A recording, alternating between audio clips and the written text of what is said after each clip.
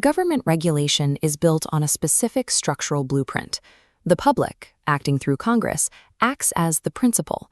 They delegate power to an agent, a regulatory agency, which is tasked with policing a private industry, known as the firm. But this setup suffers from a structural flaw known as the principal-agent problem. The public cannot perfectly monitor the day-to-day actions of the regulatory agency.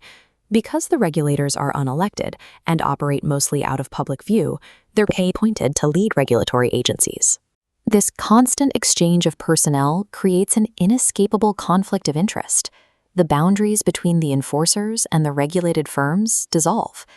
To see how this plays out in life or death scenarios, consider the Nuclear Regulatory Commission, an agency responsible for safeguarding the public from nuclear disasters.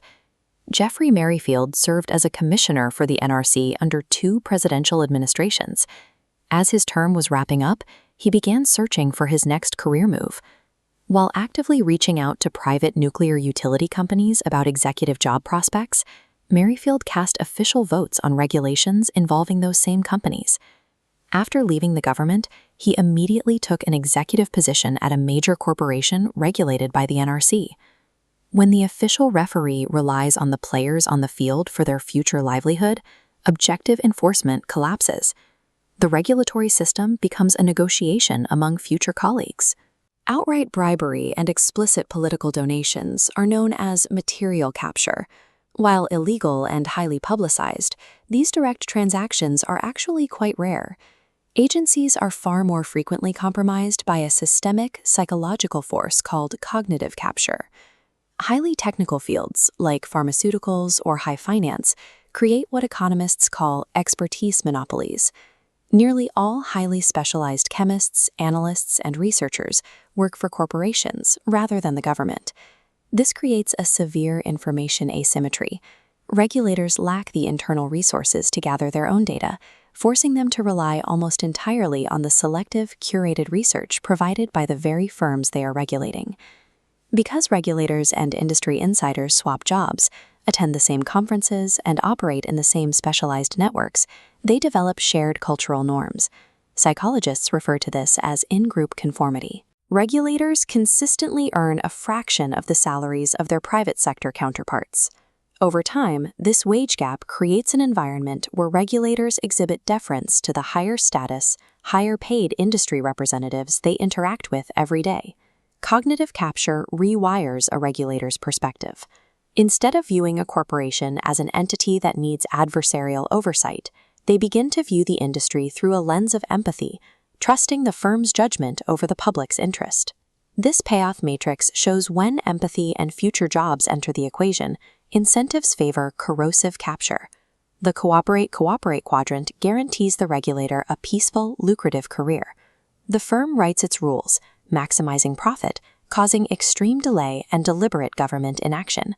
We see the cost of this inaction in systemic societal failures. In the lead-up to the 2008 financial crash, regulators possessed the authority to restrict highly dangerous subprime mortgage products, but their deep integration with the financial sector led to regulatory paralysis.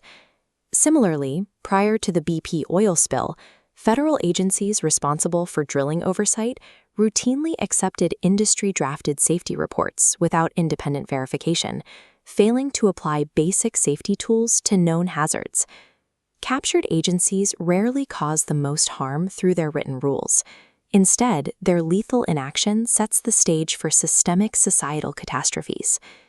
If a two-player game is mathematically predisposed to collapse into a corrupt loop, the structure of the game has to change.